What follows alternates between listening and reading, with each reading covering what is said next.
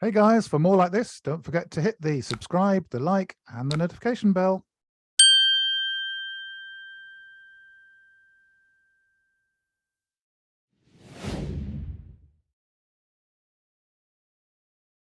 Okay, everybody, it's Kevin at NorthStarBadCharts.com, and I want to address some serious issues around technical analysis and the way it's being used by some of the online crypto accounts on Twitter that I've been keeping a little bit of an eye on over the last few months, and it's really quite concerning. And to be honest, a lot of it is giving technical analysis a very bad name.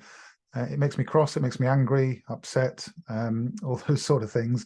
I suppose it's because my background is as a scientist, and I work very heavily based on evidence. And a lot of what's been touted around on Twitter in terms of cryptos have bottomed, and we're going to we're going to see Bitcoin at 23,000, 25,000, 30,000. The bottom is in.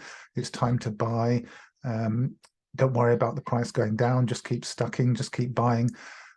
That really troubles me, and it's been going on, all year. When clearly, the situation has been that anyone taking a position in cryptos in the earlier part of this year was taking a huge risk, and these accounts seem to not have owned their mistakes, not have apologized, and not have even acknowledged them.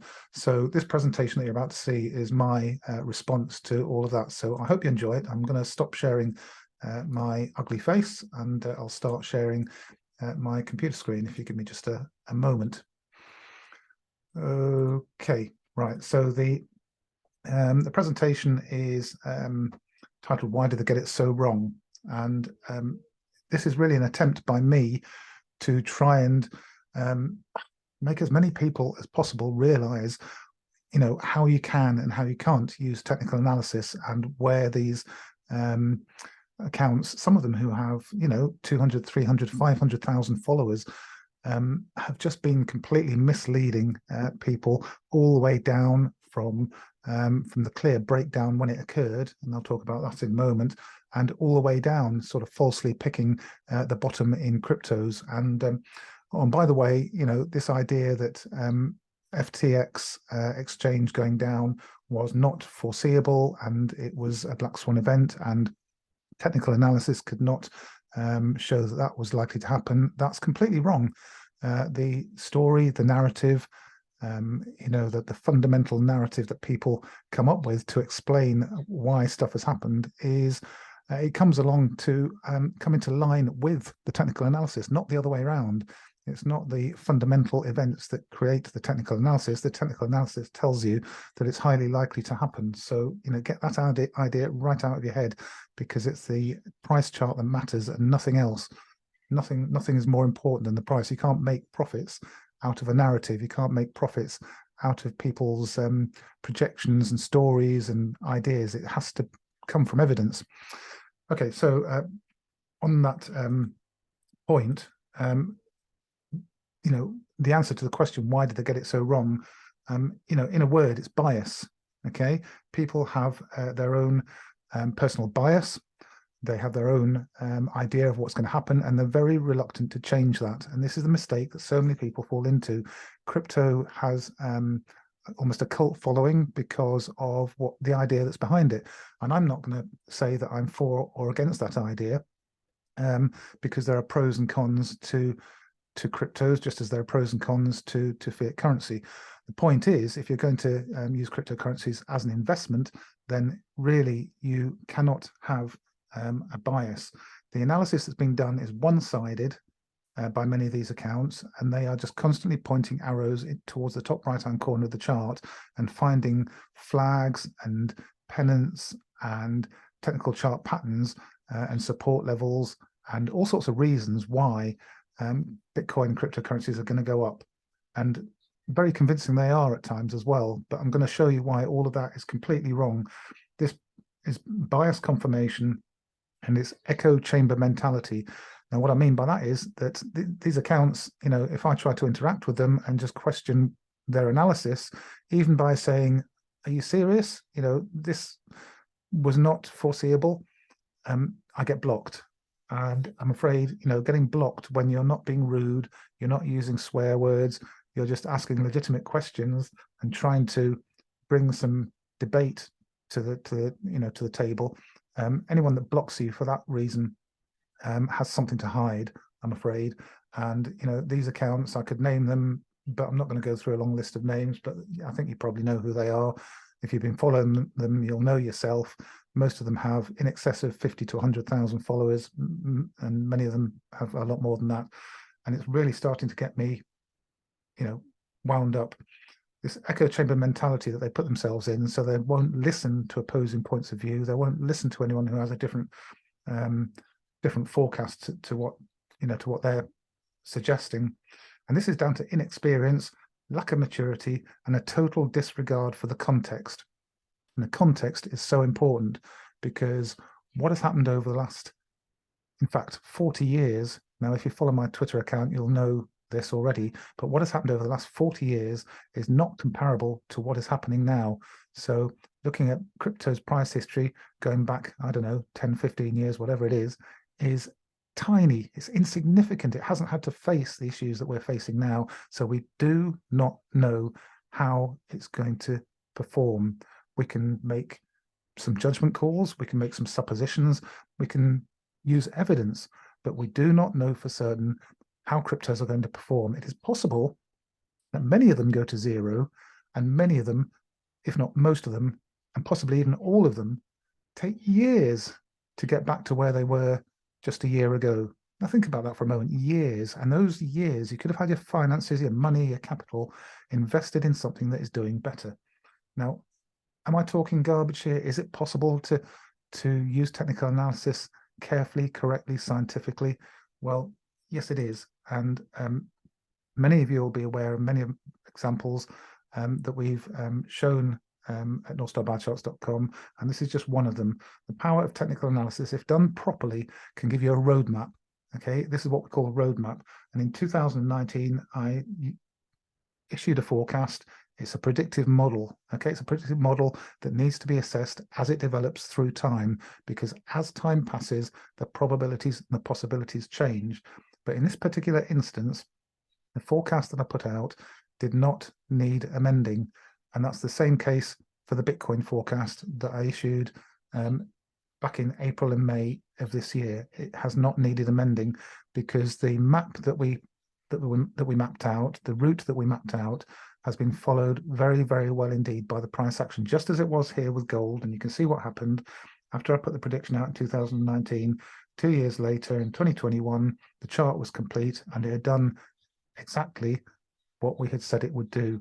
Now, this isn't voodoo. This isn't some kind of, black magic, and it relies on a lot of scientific evidence gathering. This chart that you're looking at here does not show all of the evidence gathering processes that have gone on in order to produce the chart. But of course, our website members are trained and taught and aware of all of these techniques, and we demonstrate them and show them all the time. So, it's not something that we can go into in detail on Twitter, because the number of questions, the number of conversations that we get into, it's just impossible to answer all the questions, which is of course why we do it on a separate website. But I put as much as I can on Twitter and social media just to keep people in the broad picture. Okay, now moving on from evidence that this works, and specifically to the case of cryptocurrencies and what these accounts ignored. Well, they ignored pretty much everything that matters. They ignored the key moving averages that brought us the breakdown in the first place. They don't disappear after the breakdown. They remain critical. And until you can recover those key moving averages, we are not in a safe place. The wake-up line, as we call it, and you'll see that on the chart in a moment, until the price moves above the wake-up line, we are not in a safe place. The relationship crypto has with tech stocks, now people are going to scream at me for this, but I'm afraid cryptocurrencies have so far completely failed to prove that they are anything other than a tech play. And we know what's happening with tech. We know what's happening with the Nasdaq. It's an absolute car crash. So crypto may, at some stage, decouple and start to outperform tech stocks, but that has not happened. That evidence isn't there. And until the evidence is there, do not believe the pumpers. The key crypto ratio charts, this is Bitcoin compared to gold, Bitcoin compared to Nasdaq, Bitcoin compared to the S&P, Bitcoin compared to energy, Bitcoin compared to oil. Are you starting to get the picture? You have to compare cryptocurrencies and crypto total market cap with all of the alternatives, because if the alternatives are outperforming, what the hell are you doing investing in cryptocurrencies and following these pumpers? For the last year, if you've been investing in cryptocurrencies and ignored the advice we've been giving, then you have just thrown away all that money whilst you could have put it somewhere where it's performing way, way better. Even a bar of gold would have avoided all of these losses. You wouldn't be sitting here on a 90% drawdown on your cryptocurrencies, or an 80% drawdown, or whatever it's up to at the moment. The risk, reward, and management protocols are so important. Anyone who is with us as a member will know this, and it horrifies me. There's a total lack of acknowledgement of risk and money management protocols across these pumping accounts, these crypto kings, these crypto leaders, as they call themselves. Without risk, reward, and management protocols, risk, reward, and money management protocols, again, you might as well just throw your money onto a pile and set fire to it, because it's going to get eaten away and eaten away and eaten away at all of these drawdowns. Any account that does not mention risk and management protocols, they're amateurs and they're dangerous. But don't worry, it's okay. Just buy the dip. Okay, so in detail, why did they get it so wrong? This is the Bitcoin chart, and this was the Bitcoin roadmap that we issued on the 7th of May, following advice that we'd given in April at 42,000 US to exit the crypto markets. That was our call at 42,000, get out. And since then, we have not recommended taking long positions in the crypto markets. Now, playing bear market rallies is dangerous. Okay, I know lots of people want to do it, it's exciting and all the rest of it, but playing bear market rallies is dangerous. And these accounts that I keep referring to have said over and over again, at the orange circle on this chart, the bottom is in. At the red circle, the bottom is in. Back at 19, 20,000, 21,000 a few days ago, the bottom is in. Wrong, wrong, and wrong again. Okay, because if you're saying that, you're ignoring the evidence. What's the evidence? Well, this chart's got it all there. It tells you the wake-up line, okay, that's the downtrending resistance line, and the key moving average that brought us the breakdown. The key moving average that brought us the breakdown, you can use the 30-week or the 200-day moving average. And until we get above that, there is no conclusive evidence that the lows are behind us. I don't know how low this is going to go. Someone's going to put in the comments, okay, Kevin, when's the low going to, when's the low in? We don't know. Nobody knows. It could be at 16,000. It could be at 12,000. It could be at 6,000. I mean, hell, Bitcoin could go up in a puff of smoke for all I know. It could be zero. Very, very small possibility of that, tiny possibility of that. But if you don't acknowledge that as a possibility, then you don't understand mathematics, and you don't understand the markets, and you don't understand the first thing about how these things work, So this chart is a one-stop, one-picture chart, roadmap chart that led us to where we are now. And we're now in box number 9. The roadmap has done its job. It's brought us here. Whether we get down to 12,000 or not, I don't know. Who knows? But the one takeaway from this chart is, until we get above the wake-up line and the key moving average, stay away.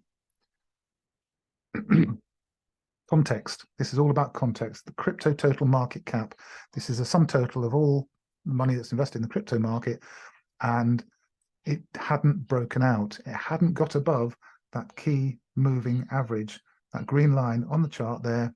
It had not got above it. It hadn't got above the wake-up line. See the blue highlighted wake-up line there? Until it gets above that, we are in a dangerous position. There's also a possible arc formation and a clear support zone much, much lower down, around about 50% below where we were a couple of days ago. We've already moved down a considerable amount.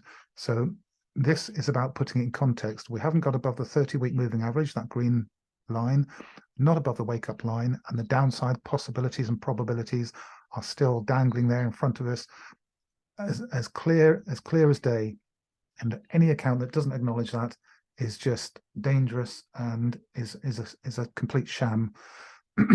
Charlatans, complete shysters, these accounts. And as you can probably tell from my voice, this is about as angry as I'm ever going to get, with these accounts. Not often you hear me getting wound up, but this has really got to me.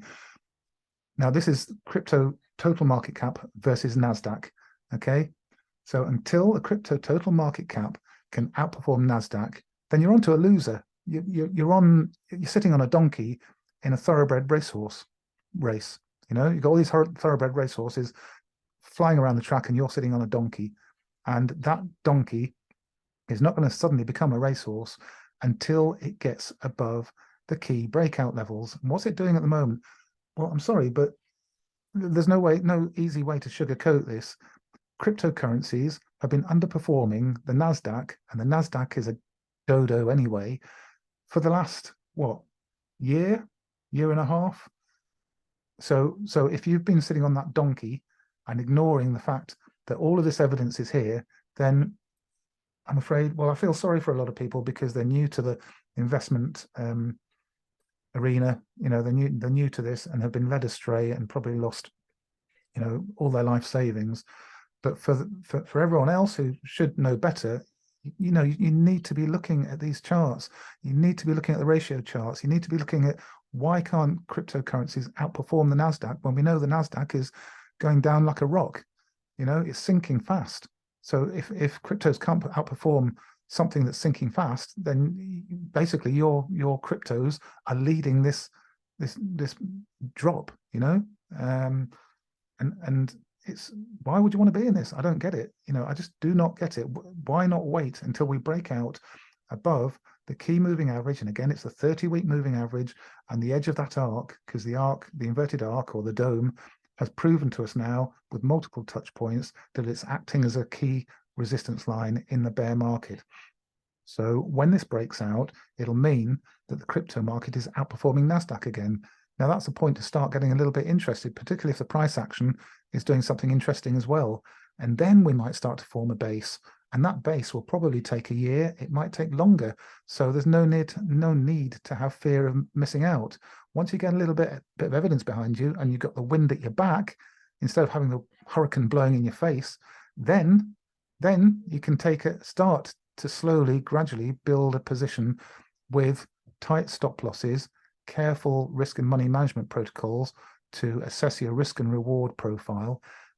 And then you're there. You can turn your portfolio around and start to do far, far better, rather than just throwing money away because some idiot on Twitter or YouTube or whatever has drawn a nice fancy chart with an arrow pointing from the bottom left to the top right. It's sickening because it gives technical analysis a bad name. And finally, concluding thoughts. Do not get taken in by nice sounding statements that simply confirm your bias.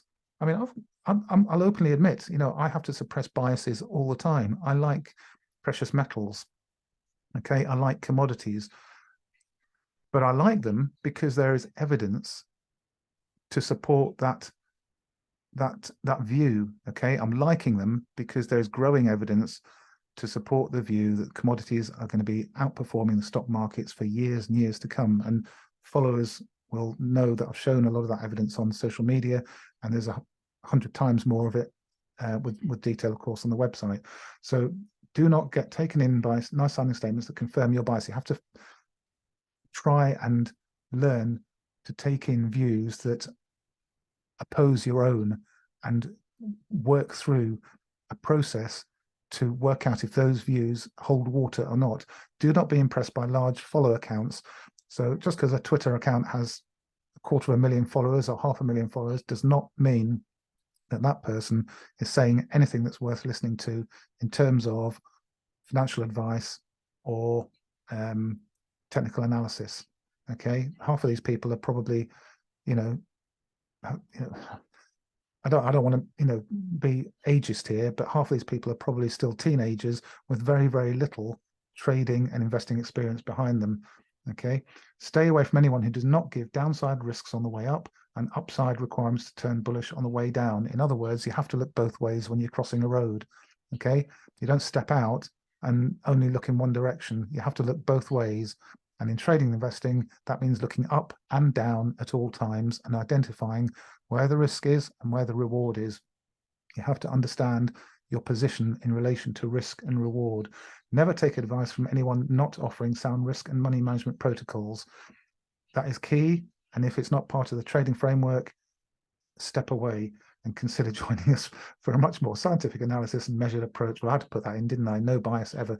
And I'll keep repeating, the bias is what is going to kill you if you let it get the better of you in the world of trading and investing.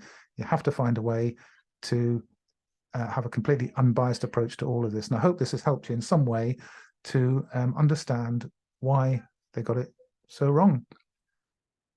I felt good to get that off my chest. Right, that's it from me for now. Thanks for watching and listening, and hope to speak to you all soon and help you some more. Bye-bye for now.